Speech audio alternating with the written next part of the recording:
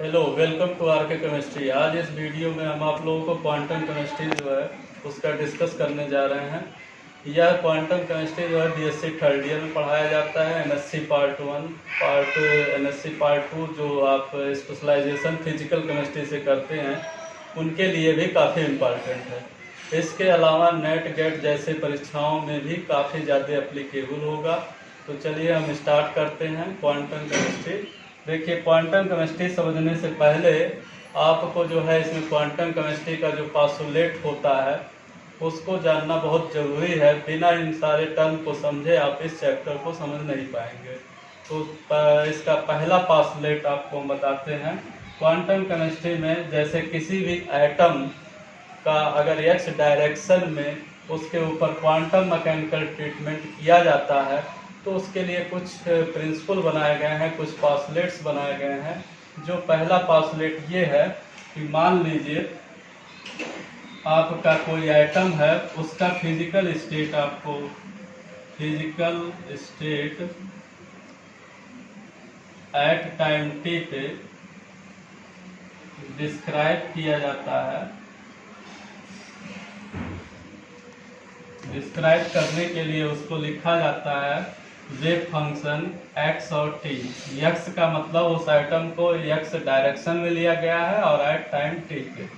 तो ये जो है ये पहला पास्टुलेट है जिसमें वेव फंक्शन के बारे में बताया जाता है और वेव फंक्शन उस आइटम का फिजिकल स्टेट बताता है। ठीक है।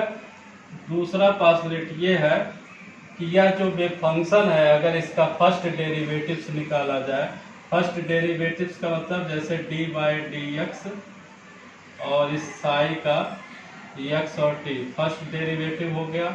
और अगर सेकंड डेरिवेटिव इसका निकाला जाए तो ये हो जाएगा D by D x square Sai x और टी। तो इसका जो आपका वैल्यू आएगा वो आपका फाइनाइट आएगा, कॉन्टिन्यूअस आएगा फॉर ऑल वैल्यू एक्स के लिए। एक्स के जितने भी मान होंगे उसके लिए इसका वैल्यू फाइनाइट आएगा और कॉन्टिन्यूअस आएगा। ठीक है।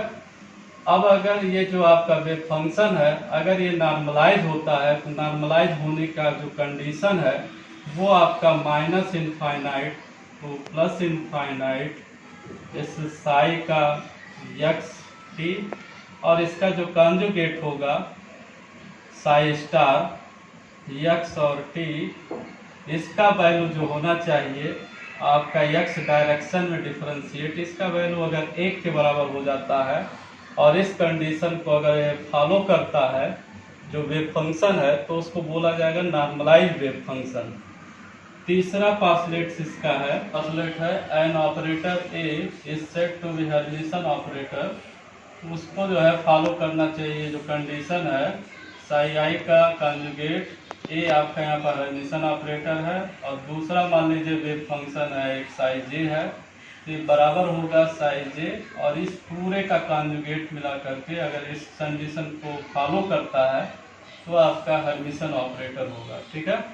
जो चौथा पास्टुलेट इसमें है, चौथा पास्टुलेट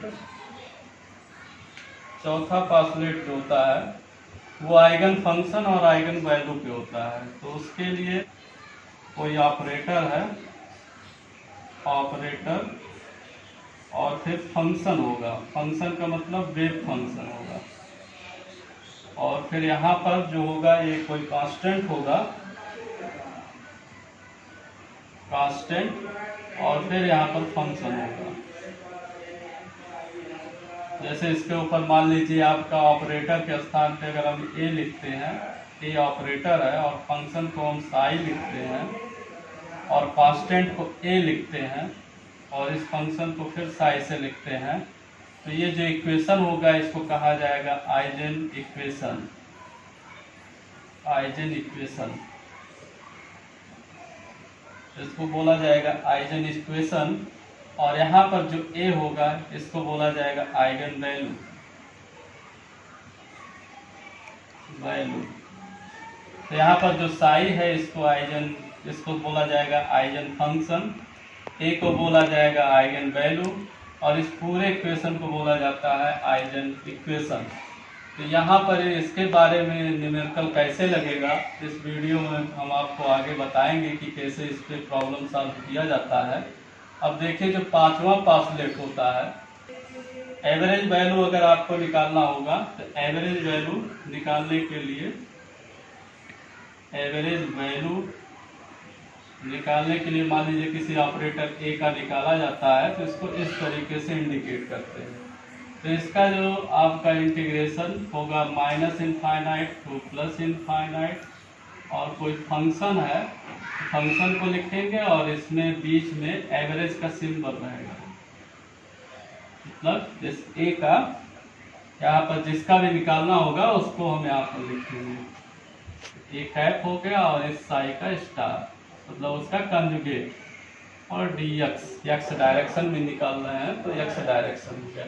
यानी जिसका भी एवरेज वैल्यू निकालना होगा उसको इस तरीके से इंडिकेट करते हैं, फिर माइनस इनफाइनाइट से प्लस इनफाइनाइट तक इंटीग्रेट करते हैं, उस वेव फंक्शन को लिखा जाता है, फिर ऑपरेटर को लिखा जाता है, वेव फंक्शन के कंजुगेट को लिखा जाता है, और फिर इसका डिफरेंस इंटीग्रेट जो है एक्स डायरेक्शन में किया जाता है। फिर इसके बाद इसमें कुछ ऑपरेटर होते हैं, उन ऑपरेटर को आपको इसमें जानना है। तो ऑपरेटर कौन कौन से होते हैं? ऑपरेटर कई होते हैं। पहला होता है पोजीशन, पहले ऑपरेटर का नाम जो है पोजीशन है। पोजीशन को जो इंडिकेशन है उसको इंडिकेट करते हैं आप एक्स कैप से, और इसका वैल्यू अगर निकालना होता है कहीं पर तो इसमें मल्टीप्लाई बाई एक्स किया जाता है, मल्टीप्लाई बाई एक्स किया जाता है। यानी कहीं किसी पोजीशन ऑपरेटर के टर्म में अगर आपको निकालना होता है वैल्यू, तो इस पोजीशन का मतलब ये होता है कि इसको एक्स से मल्टीप्लाई करेंगे। दूसरा ऑपरेटर होता है मोमेंटम। मोमेंटम मोमेंटम को जो इंडिकेशन है वो है पी कैप से, जिसको पी कैप से अगर एक्स डायरेक्शन के लिए लिखते हैं तो इसको पी एक्स लिखेंगे, और इसका वैल्यू होता है पी एक्स बराबर होता है minus I H not D upon D x. जिस डायरेक्शन का होगा उसी डायरेक्शन में इसको इंटीग्रेट डिफरेंशिएट करते हैं। आई होता है, आई का जो वैल्यू होता है, आई बराबर होता है अंडर रूट में -1। यानी इसका मतलब ये हो गया कि अगर आई स्क्वायर आप निकालते हैं तो आई स्क्वायर का मतलब हो जाएगा 1, अंडर रूट हट जाएगा तो ये -1 होगा। और जो एच नॉट होता है, एच नॉट का मतलब होता है एच अपान 2 पाई। ठीक है। अब अगर आपको टोटल मोमेंटम निकालना होगा, टोटल मोमेंटम अगर P निकालना है तो वह तीनों डायरेक्शन का निकलेगा। तो ये हो जाएगा पी एक्स पे कैप प्लस पी वाई पे कैप और प्लस पी जेड पे कैप। तो पी एक्स का क्या मतलब हो जाएगा? पी एक्स का मतलब हो जाएगा minus I H not D upon D x, और इस y का क्या हो जाएगा? Minus I H not D upon D Y, और z के लिए minus I H not D upon D Z. होता है काइनेटिक एनर्जी। काइनेटिक एनर्जी,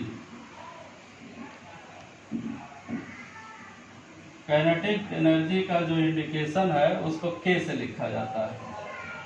यहाँ पर K कैप, अब K बराबर क्या होता है? ये होता है हाफ एम वी स्क्वायर, ये आप पढ़े होंगे। तो अगर इसको मोमेंटम में चेंज किया जाए तो ये हो जाएगा हाफ एम से ऊपर मल्टीप्लाई कर दीजिए तो एम स्क्वायर हो जाएगा, नीचे भी एम से डिवाइड हो जाएगा तो एम वी स्क्वायर। यानी इसको लिख सकते हैं हाफ इस एम वी, चूँकि मोमेंटम बराबर क्या होता है? P बराबर एम इंटू वी होता है, तो इसको एम यहाँ पर कर सकते हैं और यहाँ पर P कर सकते हैं। ठीक है। अब अगर x डायरेक्शन का हो जाएगा तो पी एक्स हो जाएगा, यहाँ पर इसका स्क्वायर, यानी पी एक्स का स्क्वायर अपान 2m बराबर क्या हो जाएगा? Kinetic energy. अब देखिए P का वैल्यू आप लोग निकाल चुके हैं, मतलब पहले बता चुके हैं। तो Px बराबर कितना है, -i h0 d/dx। तो अगर Px का स्क्वायर, तो Px स्क्वायर का मान निकालेंगे तो क्या होगा, यहाँ पर आई स्क्वायर हो जाएगा।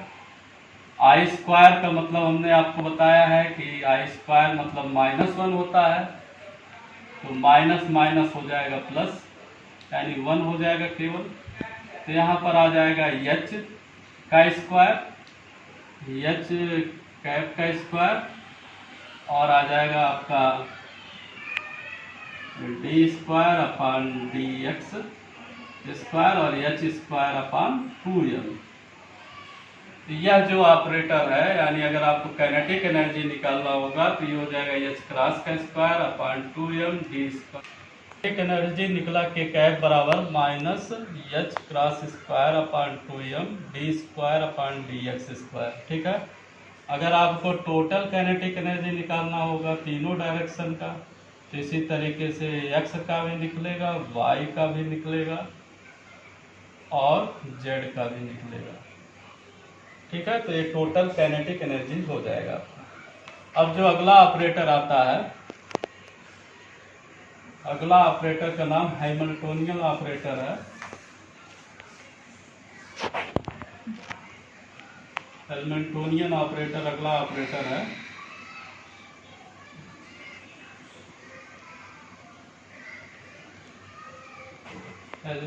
हैमिल्टोनियन ऑपरेटर है, इसका मतलब ये होता है टोटल एनर्जी, टोटल एनर्जी, और इसको लिखते हैं एच कैप से।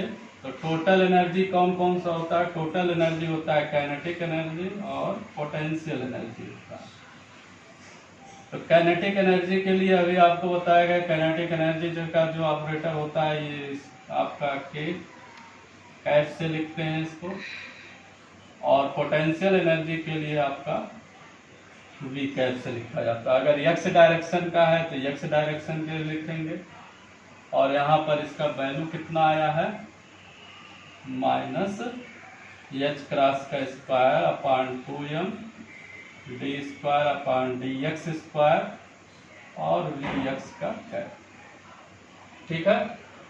तो ये आपका हैमिल्टोनियन ऑपरेटर हो गया, जिसको एच कैप से लिखते हैं, और इसका वैल्यू कितना हो गया, इतना। फिर अगला जो ऑपरेटर होता है वो होता है angular operator, angular momentum.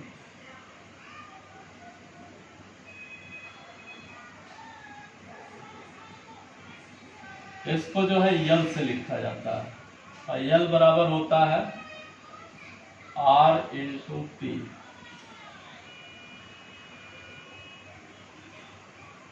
R क्या है आपका डिस्टेंस है, और P क्या है आपका मोमेंटम है। तो R चूंकि एक वेक्टर है, तो अगर इसको x डायरेक्शन के लिए माना जाए तो I वेक्टर, y के लिए इसको मान लीजिए j है, और फिर k के लिए मान लीजिए I j k, z direction के लिए मान लीजिए आपका k है। ये पोजीशन हो गया। और p के लिए क्या माना जाता है, p आपका टोटल क्या होता है, px होता है, तो उसका मान लीजिए वेक्टर I है, और py है तो उसका वेक्टर जो है j है, और pz है और उसका वेक्टर जो है k है। तो अगर इन दोनों का प्रोडक्ट लिया जाए r और p का, तो आपको एंगुलर मोमेंटम का वैल्यू पता चलता है। अब इनका प्रोडक्ट कैसे निकाला जाएगा, इनका प्रोडक्ट निकालने के लिए हम डिटर्मिनेशन का यूज करते हैं। तो डिटर्मिनेशन देखिए कैसे होगा। यहाँ पर जो आई जे के वेक्टर है, इसको सबसे ऊपर लिखेंगे आई जे और के, जे और के, आई जे के, इस तरीके से लिखा जाएगा। फिर यहाँ पर x है, x y z, और फिर आपका px है, py है और pz है। तो डिटर्मिनेशन जो है आप लोग को डिटर्मिनेंट निकालना मैथ वालों को तो आता होगा, लेकिन बायो वालों को लिए थोड़ी और कठिनाई होगी। तो देखिए कैसे निकाला जाता है। इसमें यहाँ पहले प्लस से शुरू करते हैं, फिर माइनस, फिर प्लस। अब जैसे इसका आई का वैल्यू निकालना है तो इसको बोला जाता है, इसको कॉलम बोलते हैं और इसको रो बोलते हैं, ठीक है। तो अगर आई का निकालना होगा तो यहाँ पर हम लिखेंगे आई। अब आई वाला जो कॉलम है इसको हम जो मान लीजिए ऐसे इसको प्रेस कर लेते हैं और फिर इसको बंद कर लेते हैं। तो कितना बचा टर्म, यानी आई वाला कॉलम नहीं छूना है आपको, आई वाला रो नहीं छूना है। तो कितना बचा, ये 4 टर्म बचे। तो क्या हो जाएगा वाई और फिर इनका क्रॉस गुणा करेंगे तो वाई और टी जेड, ये हो जाएगा वाई टी जेड, फिर माइनस जेड टी वाई, ठीक है। फिर प्लस हो गया, फिर माइनस। इसी तरीके से जे वाले का निकालेंगे।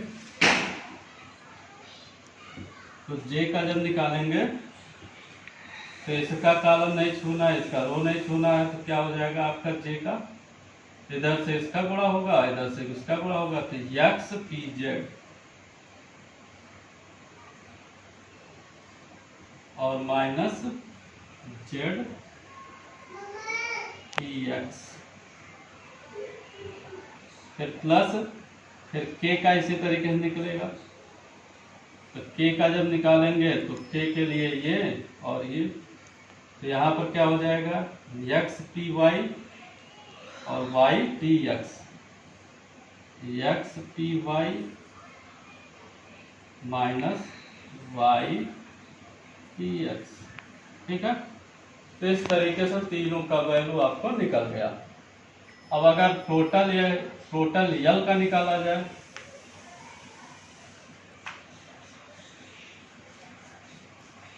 टोटल यल बराबर कितना हो जाएगा, इसी तरीके से इसका होगा यल एक्स आई, फिर प्लस यल वाई जे कैट और फिर यल जेड के कैट, ठीक है। अब अगर इसका और इसका तुलना कर दिया जाए तो यल एक्स का वैल्यू कितना निकलेगा, यल एक्स निकलेगा आपका, यहाँ से देखिए इसका यहाँ पर आई है तो यहाँ पर भी आई है, तो यानी आपका यल एक्स बराबर कितना हो जाएगा Y P Z minus Z P Y, ठीक है। इसी तरीके से यल वाई का मान कितना होगा, यहाँ देखिए माइनस लिखा हुआ है साइन और यहाँ पर प्लस साइन है, यानी इसका अंदर गुणा होगा। तो ये हो जाएगा Z P x minus x P Z, ठीक है। इसी तरीके से अगर यल जेड का लिखा जाए, यल जेड का क्या होगा X P Y minus Y P X, ठीक है। तो देखिए थोड़ा सा कॉम्प्लिकेटेड तो हो गया है, लेकिन अगर इसको आपको याद करना है ट्रिक से तो इस तरीके से याद करिए, एक्स फिर वाई फिर जेड। तो अगर एक्स का लिखना है तो एक्स के बाद क्या आएगा वाई आएगा, तो वाई लिखा गया, फिर जेड लिखा गया है, ठीक है। और फिर इसी का अपोजिट कर दिया गया है। तो जो आपका मोमेंटम के रूप में था ये आपका पोजीशन हो गया, जेड हो गया, और फिर ये आपका मोमेंटम हो गया, ठीक है। इसी तरीके से y है तो y के बाद क्या पड़ेगा z, फिर x, फिर x z, फिर अगर z है तो फिर x y y t x, ठीक है। इतना याद करिए, ये सब अगर भूल भी जाते हैं तो कोई बात नहीं है, ठीक है। तो आपको 5 ऑपरेटर हम बताए। पहला बताया आपको पोजीशन, दूसरा बताया मोमेंटम, तीसरा आपको बताया काइनेटिक एनर्जी, फिर हैमिल्टोनियन ऑपरेटर, ठीक है, और फिर आपको एक एंगुलर मोमेंटम। ये जो ऑपरेटर इतना आप ध्यान में रखेंगे अगर क्वांटम केमिस्ट्री समझना चाह रहे हैं, ठीक है। अब कुछ न्यूमेरिकल है जो आपको हम सॉल्व कराना चाह रहे हैं। तो देखिए हम न्यूमेरिकल यहाँ पर लिख रहे हैं। जैसे मान लीजिए क्वेश्चन है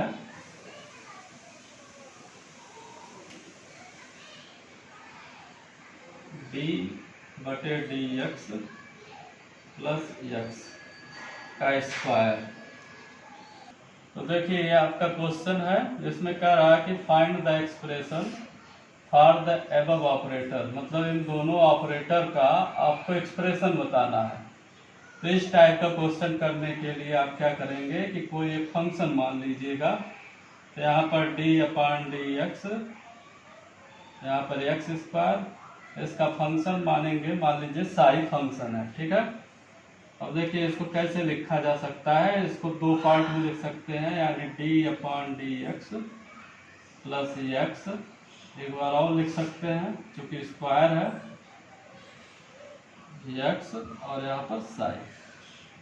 अब जो इधर वाला टर्म होता है इसको पहले इसमें जो है यूज किया जाता है, यानी मल्टीप्लाई किया जाता है, और इसको ऐसे ही रखेंगे। तो ये हो जाएगा d/dx प्लस एक्स, इसका मल्टीप्लाई इसमें होगा तो क्या हो जाएगा d/dx और प्लस x इंटू साई, ठीक है। यानी एक बार इसका मल्टीप्लाई इसमें हुआ और फिर जो है इसका मल्टीप्लाई इसमें हुआ। अब क्या करेंगे, इसका यूज करेंगे, इसको खोलेंगे, तो अगर इसका मल्टीप्लाई इन दोनों में होगा तो क्या होगा, ये हो जाएगा d² psi upon dx square, फिर इसका होगा d/dx x इंटू साई, फिर प्लस अब x का x into D psi upon dx, और फिर x का इसमें x स्क्वायर इंटू साई, ठीक है। अब देखिए कुछ फार्मूला आपको जानना पड़ेगा, क्योंकि जो लोग बायो के हैं उनके लिए कुछ फार्मूला यहाँ पर याद करना पड़ेगा। जैसे मान लीजिए d/dx दो टर्म है u और v, इनका डिफरेंशिएट करना है। तो इसका रूल ये होता है कि यहाँ पर u को जो है पहले कांस्टेंट करेंगे, दूसरे वाले टर्म को डिफरेंशिएट करेंगे, तो dv/dx हो जाएगा, फिर प्लस फिर जिसका डिफरेंशिएट हुआ है उसको कांस्टेंट, और फिर du/dx। ये फार्मूला ध्यान में आपको रखना पड़ेगा। तो आपको इसका यूज यहाँ पर है, तो बराबर क्या आ गया आपका d² Sai dx square plus, देखिए यहाँ पर x इंटू साई है, तो x इंटू साई का मतलब दो अलग अलग फंक्शन हो गए, यानी u और v हो गया। तो इसका फॉर्म क्या होगा, u dv x है और v du x। तो इसमें एक बार x को कांस्टेंट करेंगे, साई का डिफरेंशिएट करेंगे, और फिर साई को कांस्टेंट करेंगे, x का डिफरेंशिएट करेंगे। तो मान लीजिए हम यहाँ पर साई का कांस्टेंट करते हैं, तो ये हो जाएगा dx/dx, और फिर x को कांस्टेंट करेंगे तो ये हो जाएगा d/dx, ठीक है। फिर प्लस x इंटू d/dx और प्लस कितना है x स्क्वायर इंटू साई।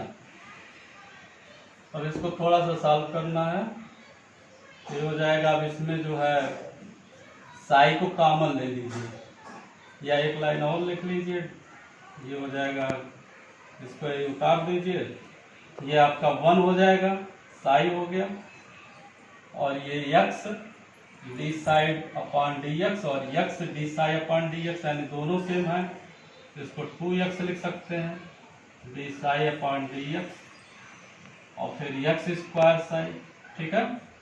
अब देखिए इसमें साई कॉमन है, तो ये हो गया d/dx स्क्वायर प्लस साई के स्थान पे क्या लिखेंगे 1, चूंकि कॉमन निकालना है यहाँ 2x हो गया, d/dx हो गया, और प्लस x स्क्वायर हो गया, ठीक है, और साई बाहर हो गया। अब जो साई आपने माना था वो साई यहाँ पर आ गया लास्ट में, तो इसका मतलब ये दोनों आपस में क्या हो जाएंगे, कैंसिल हो जाएंगे। तो इस टर्म का जो एक्सप्रेशन होगा वो एक्सप्रेशन कितना होगा, इतने के बराबर होगा, यानी ये जो है आपका आंसर हो जाएगा। ठीक है, बात समझ में आया। इसी तरीके से आप दूसरा क्वेश्चन भी कर सकते हैं। तो अगर इसको कैसे करें, चलिए इसको भी सॉल्व करते हैं। क्या होगा अगला वाला, देखिए अगले वाले को भी इसी तरीके से करेंगे। ये हो गया आपका d x upon x plus d x minus x, इसमें भी साई माना जाएगा। ठीक है, तो हमने क्या बताया है, जो इधर का टर्म है पहले इधर का इसमें मल्टीप्लाई किया जाएगा, यानी इसको सॉल्व किया जाएगा। तो D upon D x plus x, इसको ऐसे ही रखेंगे, इसका इसमें गुणा करेंगे, फिर हो जाएगा D psi upon D x और माइनस एक्स इंटू साई। ठीक है, अब इस ब्रैकेट को तोड़ेंगे, तो एक बार इसका गुणा इन दोनों में होगा, तो इसमें इसका गुणा होगा तो क्या हो जाएगा, d square psi upon D x square, और फिर इसमें होगा तो minus d upon D x x into psi.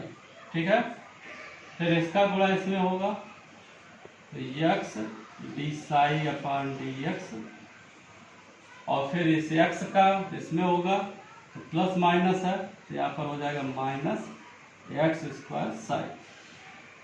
ठीक है, तो इसको तो ऐसे ही लिखेंगे, तो जगह D square Sai D x square, और फिर इसको जो है उसी तरीके से तोड़ेंगे इस फार्मूले के यूज से, फिर जगह minus x d psi upon D x, और फिर चूंकि बीच में प्लस होता है माइनस का गुणा अंदर हो जाएगा, माइनस हो जाएगा, तो ये हो जाएगा साई इंटू डी एक्स बटे डी एक्स।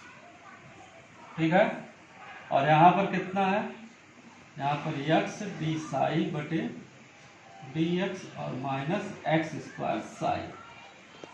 ठीक है, अब थोड़ा सा इसको और सॉल्व करते हैं। आगे आपका minus D square psi upon D x square, यहाँ पर तो यही है, यहाँ पर देखिए ये टर्म प्लस में है, ये टर्म माइनस में है, तो इसको काट दीजिए। ठीक है, और इसका वैल्यू कितना हो जाएगा, एक हो जाएगा, तो ये हो जाएगा केवल साई, यहाँ पर माइनस एक्स स्क्वायर और साई, और इसमें से साई को कॉमन ले लीजिए, तो D square upon D x square minus one minus x square. तो देखिए ये आ गया, फिर इसके बाद क्या हो जाएगा आपका, साई आपने माना था तो साई साई कैंसिल हो जाएगा, तो यानी इसका एक्सप्रेशन क्या आएगा, तो देखिए इतना आया है। इसके बाद हम क्या करेंगे, साई यहाँ पर आया, साई साई माने थे तो इसको हम क्या करेंगे, काट देंगे। ठीक है, तो इसका ऑपरेटर का एक्सप्रेशन कितना आया, D square upon D x square minus one x square. ठीक है, ये आंसर आ जाएगा। बस आज के लिए इतना ही इस वीडियो में। अगर आपको ये वीडियो अच्छा लगेगा तो आप इसको चैनल को सब्सक्राइब करिएगा, और फिर अगर इसमें बेल आएगा बेल को दबा दीजिएगा, जिससे हमारा जो है अगला वीडियो जब आएगा तो उसको आपको नोटिफिकेशन मिल सके। ठीक है, थैंक यू वेरी मच।